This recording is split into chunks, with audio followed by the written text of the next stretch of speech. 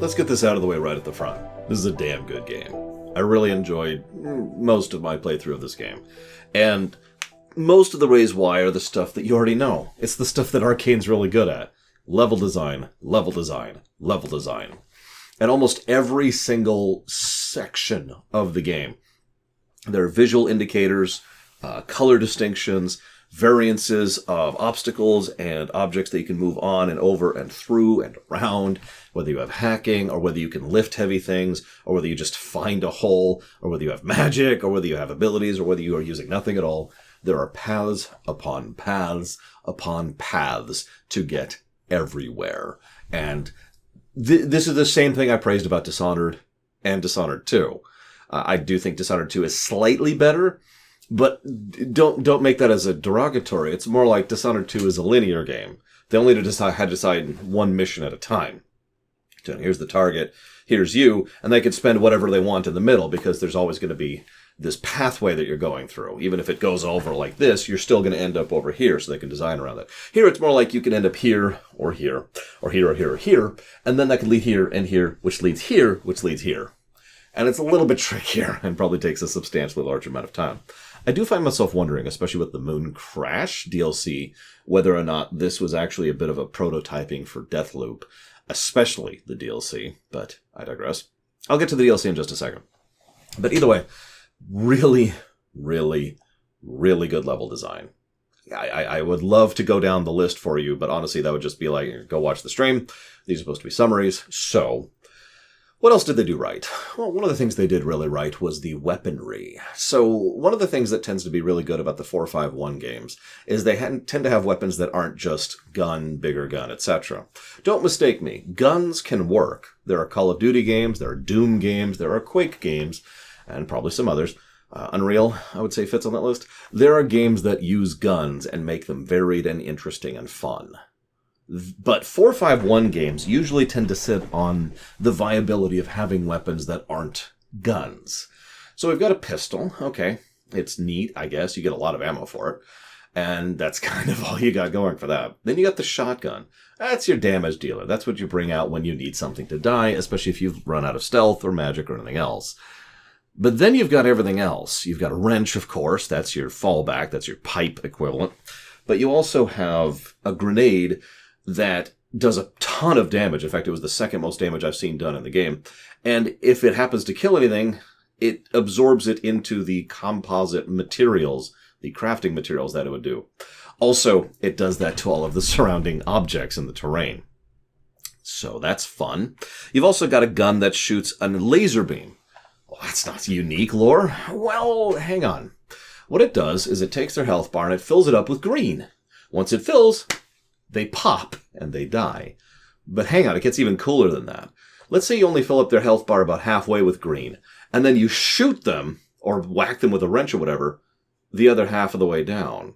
As soon as their maximum health is the green health, they pop. So there's multiple ways to actually make that happen.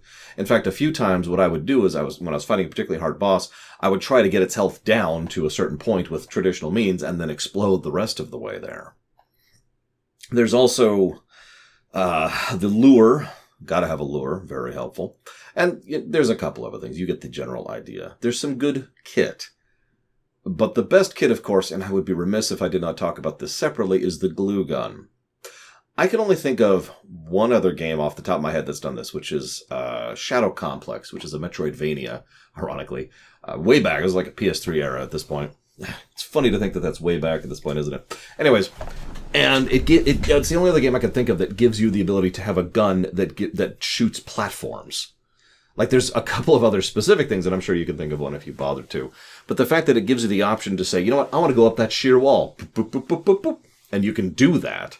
Or you can use it to bypass an enormous quantity of things. And you know, going back to the level design thing, that they designed the level design with that in mind. So you can pretty much always know that there's going to be some reward for getting into nooks and crannies. In some cases, it's even mandatory for certain quests.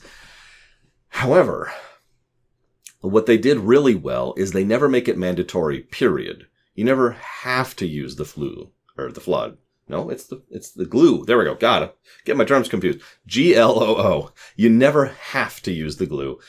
You can. But there's always some other kind of option. You can use it to get rid of fire or electricity, but there's other ways around that. You can use it to get up to that platform, but you can also go up the stairs and hack your way through this or break your way through this or whatever, right? There are paths.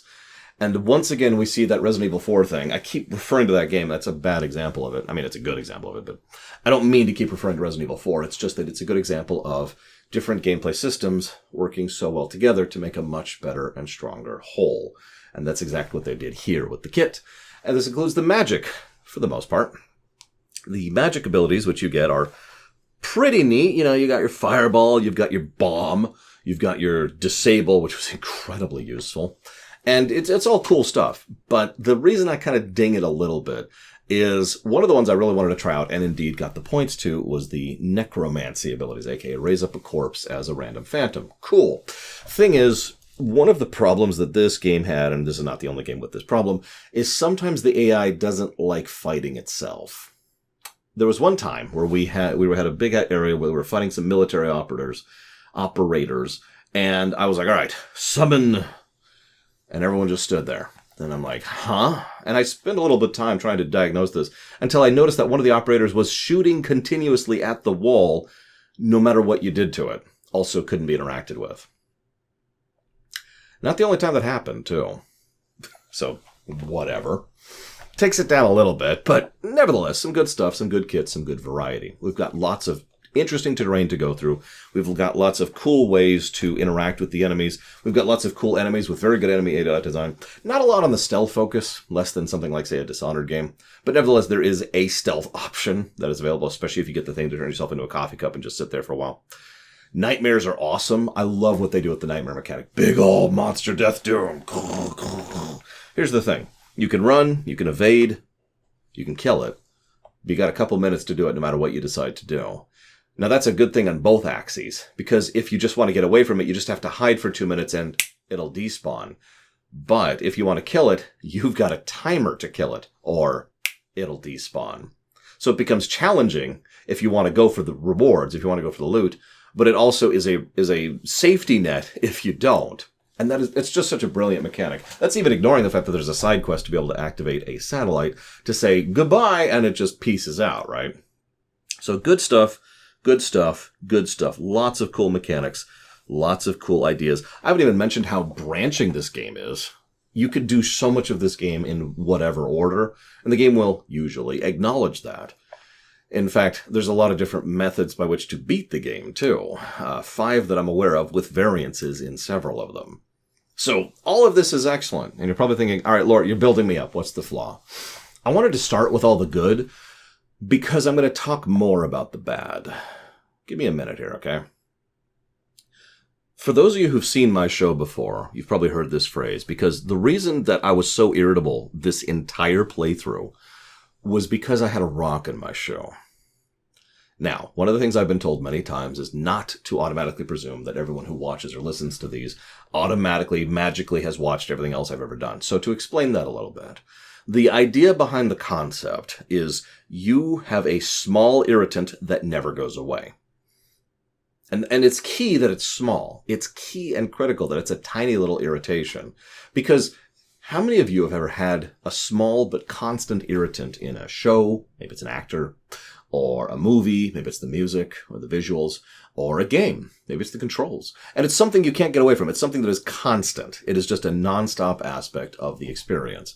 And you complain about it to someone else. You say, I liked it except for this. And they say, what's wrong with you? That's such a tiny, insignificant little thing. Who cares? And they mock you for it, or they just go, whatever. Either because it's not an issue for them, or they didn't notice it, or they're only looking at it from the scale of it. But because you have to deal with it for the entire length of the work, and this is like a 23-hour game, you can see how this becomes a problem. 23 hours? How long was this? Hang on. Where's my notes? Yeah, 23 hours. Wow. Anyways. You can see how this becomes problematic. And so it's like, you're going through this whole thing like, ugh. What are the two rocks? There were two for me. The first is this game kind of sucked to play on mouse and keyboard. Describing this is always something I have trouble doing. Every time I mention it, there's at least someone who knows what I'm talking about. I always feel relieved because I don't know how to describe it. It doesn't feel designed for a mouse and keyboard. It feels designed for a controller. it's actually easier to navigate the menus with the arrow keys and with the enter key than to try and mouse around and select and click with the mouse, because it's just inconsistent or weird or off the way it acknowledges that. There's several aspects of this, like in the map design, for example, or pretty much anything to do with the menus.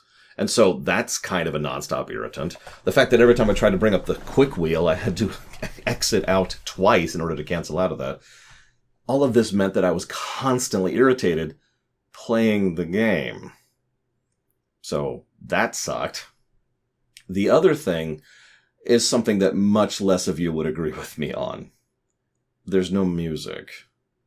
Now, hear me out for just a second, because let's actually talk about this for a second. So, some of you know I have a concept called no music. No music doesn't refer to a moment in which there's no music. It actually refers to a moment in which there's no music and there should be. Kingdom Hearts, infamously, is actually where we came up with the term no music, because it just kept being a thing, and people in chat the first time we streamed Kingdom Hearts were like, no music, every time it showed up. But anyways, point being, no music. So there's huge, and I mean huge, hours-long stretches of no music in the entire game. Now, I know what you're going to say, because I've already heard it. You can't have music in a game like this. You need to be listening, because so many of the audio cues are how you're supposed to navigate and maneuver through the mimics, especially, but the enemies in general. Valid, but I have seen plenty of other games that have managed a very low or ambient or dynamic or Yoshi drums style music approach that could still work with this. One of the tests we did was Morrowind, excuse me. I didn't actually mean to say Morrowind, but we did Morrowind music. That didn't work at all. We did Mechanicus music. That kind of worked, but it was too loud. But no, the one that really worked, which I meant to say earlier, was the Metroid music. A lot of the more ambient tracks from Metroid actually fit this game near perfectly, because they do the same thing over there in the quiet sections of various Metroid games, most notably the Primes. There's just this... You know what it sounds like. You probably picture it in your head, or maybe you've never played a Metroid, so never mind. But the point remaining, the absence of music combined with the irritation of playing, neither of those ever went away. Which meant that I was irritated the entire playthrough. And that's frustrating when it's a game I like, because the game does so much right. But you see why I wanted to mention this here. And as a proviso, I've already mentioned this to a few friends of mine, like, hey, if you play, these are the two big things. Whether that's an issue for you or not is up to you, of course. I do think the controls thing is a substantially bigger issue. Actually, it reminded me a lot of playing Skyrim with a mouse and keyboard, just to use another parallel for that kind of a thing. But of course, you're probably not here to listen to me talk about the gameplay, since for some reason everyone still continues to be surprised at the fact that I consider gameplay to be a fairly large and major part of game design. No, you want me to talk about the story. So there's a story. Okay. So anyways, I'm joking. But admittedly, I actually don't have much to say about the narrative, really. Good voice acting. Benedict Wong is amazing, like he always is. He's pretty much the primary voice actor we hear, other than whoever played Morgan, a.k.a. January, who you can kill so you don't have to necessarily hear him. Spoilers. Oh yeah, by the way, I'm just going to mention now, spoilers. It's kind of hard to discuss most of the aspects of this game without spoiling. Spoilers. This is a nice big spoiler warning. I found myself very invested in the lives of people I never met. The relationship between the two women down in the crew quarters, Danielle and I forget the other one, forgive me, Abigail, I want to say. I found myself caring about what happened to Dr. Igwe.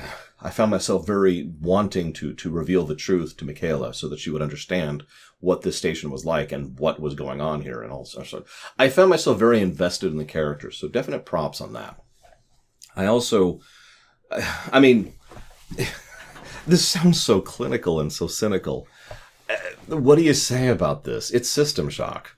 Okay, so you wake up after a horrific disaster has caused everything to go topsy-turvy, and you're trying to piece the things back together and stop the horrific evil, usually eldritch in some manner or another, Shodan, from causing further issues, and then you succeed or fail or whatever, and there you go. This is a System Shock game. I'm sorry.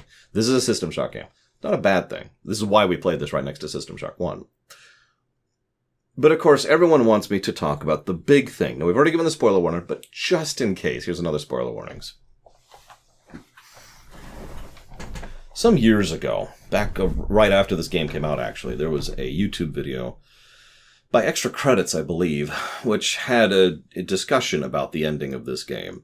And they put a spoiler warning. They were big about it. But at the time, I was like, I'm never going to play this game. So I went ahead to watch the video in full. So I've known about the big twist, the final twist of this game, since before I ever even really started, allowing people to fund runs for me to play. Never mind actually playing it. So I knew that walking in. It did change my perspective a little bit. My idea, and this is presumption, I'm curious of your thoughts too, is that all that we see is an approximation of what happened, but not what actually happened. We don't know what the real Morgan did back on Talos, and we're not 100% sure how it went down. We are left with an enormous quantity of questions. How did the Earth get infected? Well, during the Mooncrash DLC, I forgot to talk about Mooncrash. I'll talk about that later. I'll talk about it after this story section here. During the Mooncrash, one of the endings actually shows a thing where there's obviously a mimic, which is on one of the escape things, escaping back to Earth. So maybe that was it, but that was a simulation too. Well, one of the things we learn on Talos 1 is that they have a smuggling problem, and they've already been selling some of the stuff to their competitor. That's a possible avenue. We also find out that there's a shuttle. We find this out on the bridge, a shuttle that has escaped just before all this went down and is going and landing. We have no idea if they're infected. It's also possible that, the original Morgan either failed or decided to blow the station up, or decided to use the null weave and it didn't work, and we don't know. We don't have any idea what happened. This is my first commentary. The ending sucks, because it is so absent as to be devoid of material. It's also very anticlimactic, badly presented. I mean, we get effectively a screenshot with a slight animation with a narration for the first ending, for God's sakes. It's threadbare at best. It's almost the exact same problem I had with System Shock 1, actually. It's a non-ending. But then we get to the simulation, where we find out that everything was a simulation. Big spoiler. And, we are actually a Typhon human hybrid.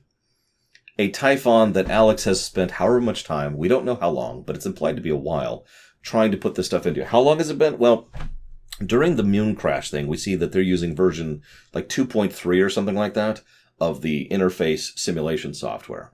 If you do the leave early simulation ending in this game, you get version 3.1.